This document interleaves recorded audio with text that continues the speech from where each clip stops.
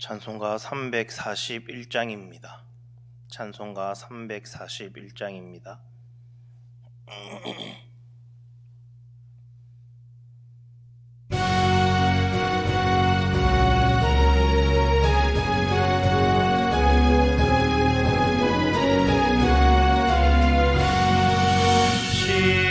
십자가를 내가 지고 주를 따라갑니다. 이제부터 예수로만 나의 보배 삼겠네. 세상에서 부귀영화 모두 잃어버려도 주의 평안 내가 받고 영생 복을 받겠네. 주도 곤욕했으니 나도 곤욕당하리. 세상 사람 간사하나 예수 진실합니다. 예수 나를 사랑하사 빛난 얼굴 보이며 원수들이 미워해도 염려할 것 없겠네. 내가 핍박당할 때에 주의 품에 안기고 세상 고초 당할수록 많은 위로 받겠네. 주가 주신 기쁨 외에 기뻐할 것 무엇냐. 주가 나를 사랑하니 기뻐할 것뿐이세.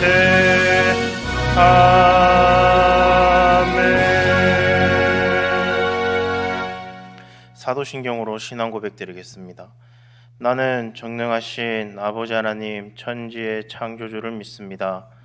난 유일하신 아들 우리 주 예수 그리스도를 믿습니다. 그는 성령으로 잉태되어 동정녀 마리아에게서 나시고 본디어 빌라도에게 고난을 받아 십자가에 못 박혀 죽으시고 장사된 지 사흘 만에 죽은 자 가운데에서 다시 살아나셨으며 하늘에 오르시어 전능하신 아버지 하나님 우편에 앉아 계시다가 거기로부터 살아있는 자와 죽은 자를 심판하러 오십니다. 나는 성령을 믿으며 거룩한 공교회와 성도의 교제와 죄를 용서받는 것과 몸의 부활과 영생을 믿습니다. 아멘. 오늘 보실 말씀은 누가복음 9장 18절에서 27절까지 말씀입니다.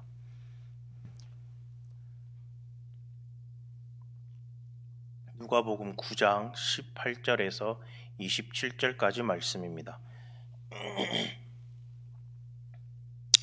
우리 한 절씩 교독하도록 하겠습니다. 예수께서 따로 기도하실 때 제자들이 주와 함께 있더니 물어 이르시되 무리가 나를 누구라고 하느냐라. 대답하여 이르되 세례 요한이라 하고 들으는 엘리야라. 들으는 옛 선지자 중에 한 사람이 살아났다 하나이다. 예수께서 이르시되 너희는 나를 누구라 하느냐. 베드로가 대답하여 이르되 하나님의 그리스도 신이다 하니 경고하사 이 말을 아무에게도 이르지 말라 명하시고 이르시되 인자가 많은 고난을 받고 장로들과 대제사장들과 서기관들에게 버림받아 죽임을 당하고 제3일에 살아나야 하리라 하시고 또 무리에게 이르시되 아무든지 나를 따라오려거든 자기를 부인하고 날마다 제 십자가를 지고 나를 따를 것이니라. 누구든지 제 목숨을 구원하고자 하면 잃을 것이요 누구든지 나를 위하여 제 목숨을 잃으면 구원하리라. 사람이 만일 온 천하를 얻고도 자기를 잃든지 빼앗기든지 하면 무엇이 유익하리요?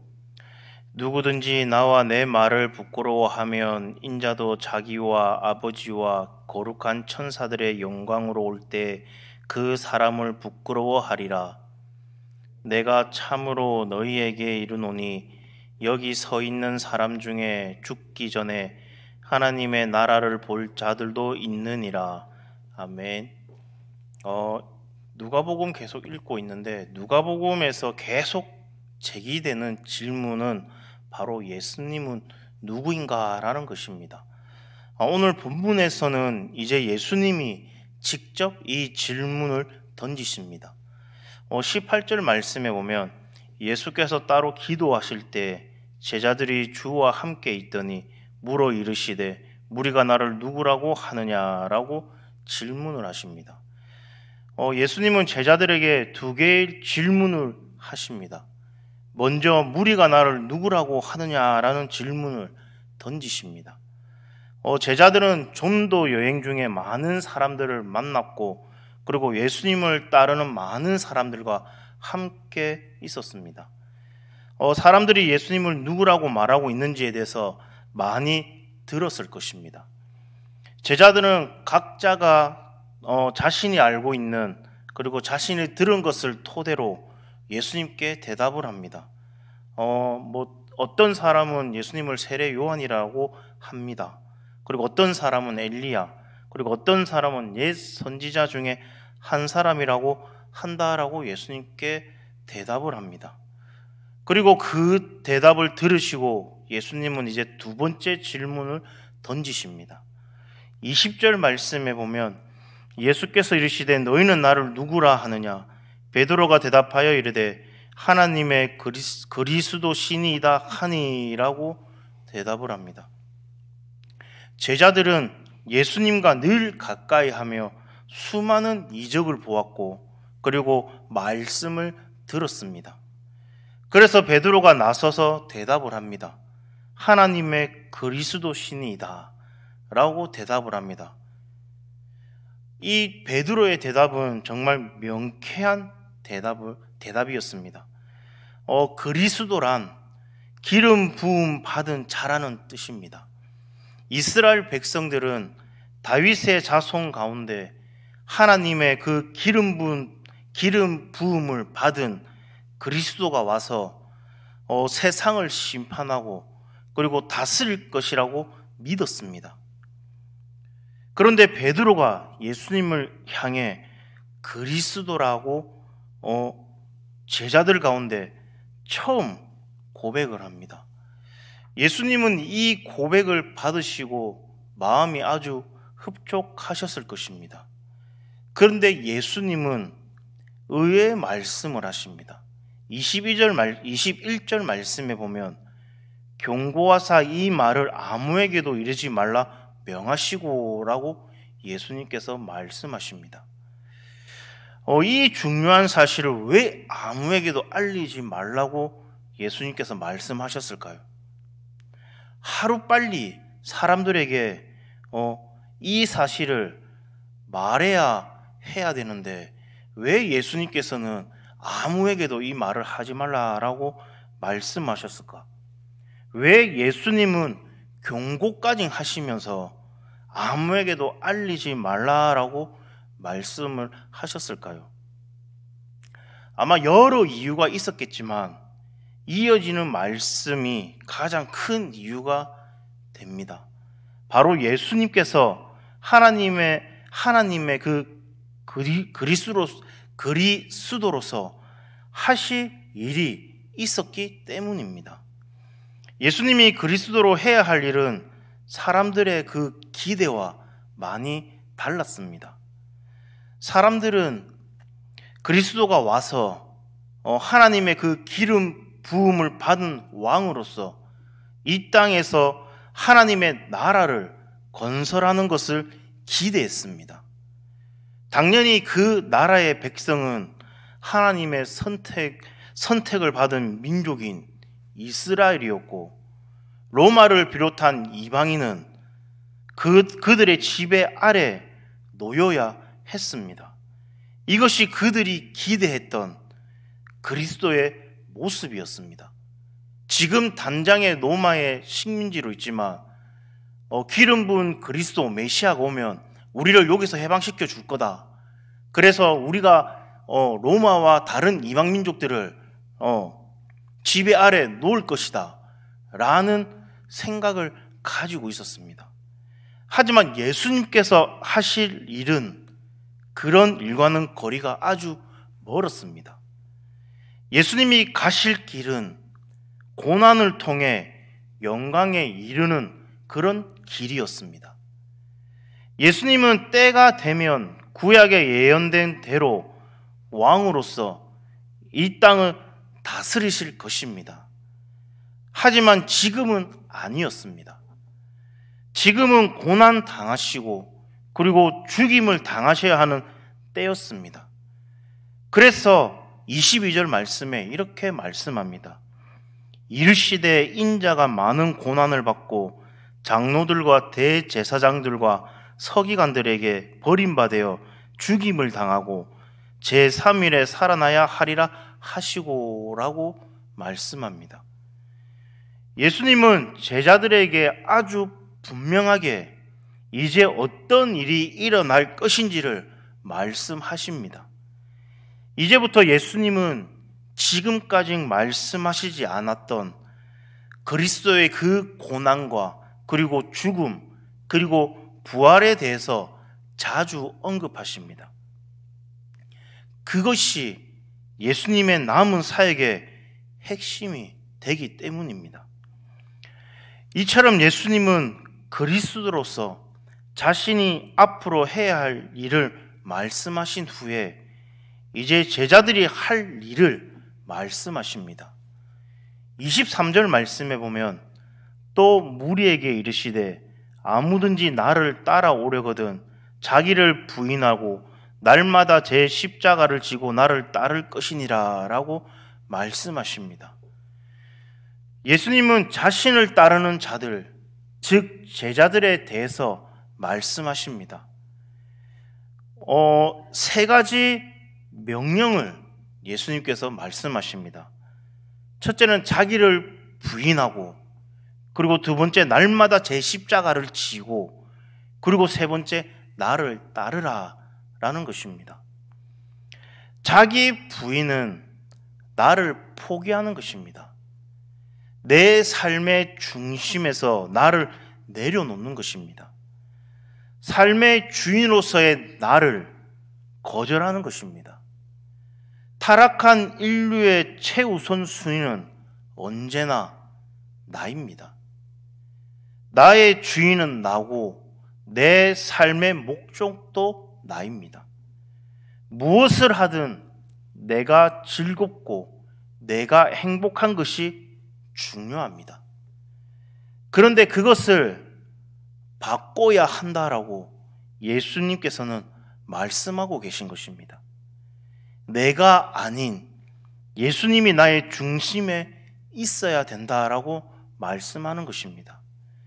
나한테 좋은 것을 구하는 것이 아니라 예수님이 좋아할 만한 그 일을 구하라라는 것입니다. 그리고 또 예수님은 제자들이 날마다 자기 십자가를 져야 한다라고 말씀하십니다. 이 십자가는 누가 지은 그 십자가가 아니라 자기가 진 그 십자가다라는 겁니다. 어쩔 수 없는 그 굴복이 아닌 자발적인 순종을 보여주는 그런 십자가다라는 겁니다. 그로 인한 수고와 그리고 수치와 고난, 때로는 죽음까지도 감수하는 삶을 날마다 자기 십자가를 지고 가는 것입니다. 그리고 나서 예수님께서는 나를 따르라라고 말씀하십니다. 따르다라는 그 말은 뒤쫓는다라는 그런 의미를 가지고 있습니다.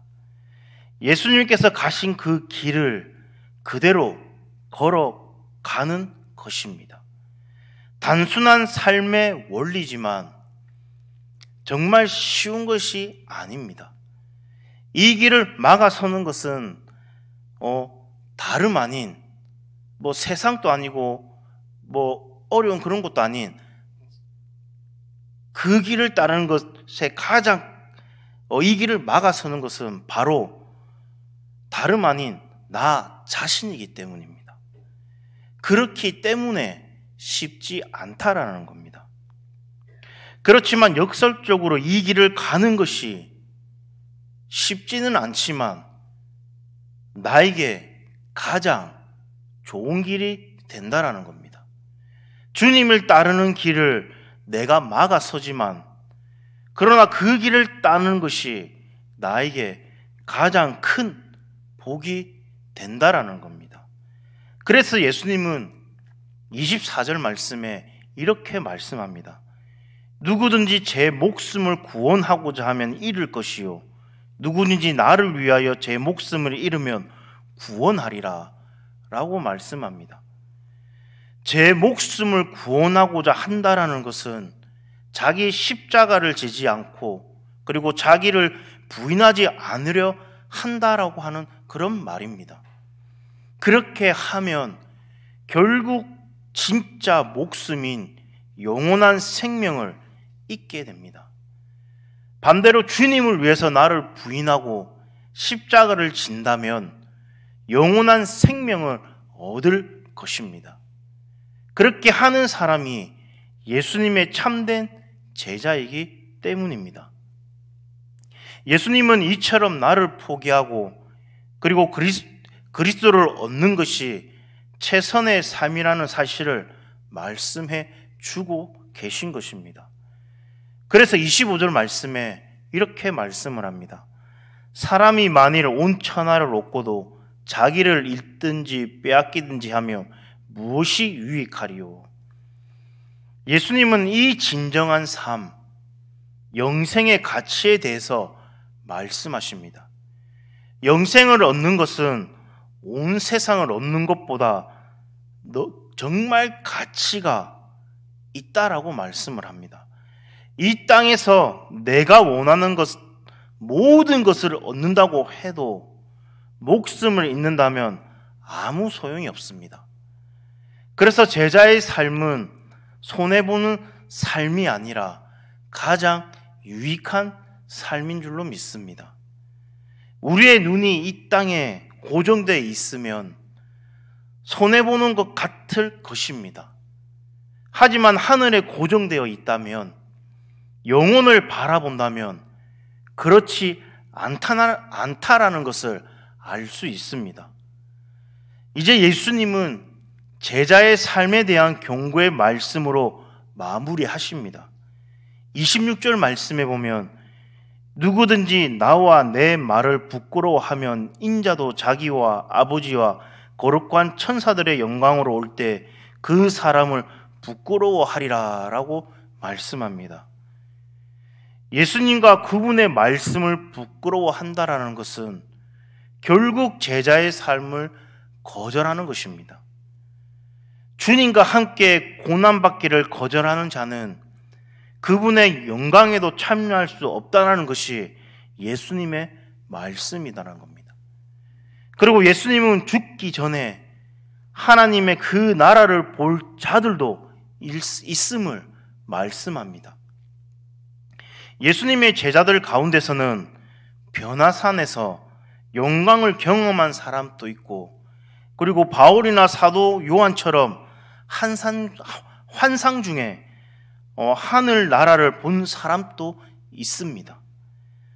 이를 통해 하늘의 영광이 확실히 있음을 말씀하시는 것입니다. 그러므로 우리는 오늘 베드로와 같은 확신한 믿음의 고백을 드리고 이 고백을 따라 이제 주님을 따르는 참 제자의 삶을 살아야 할 줄로 믿습니다.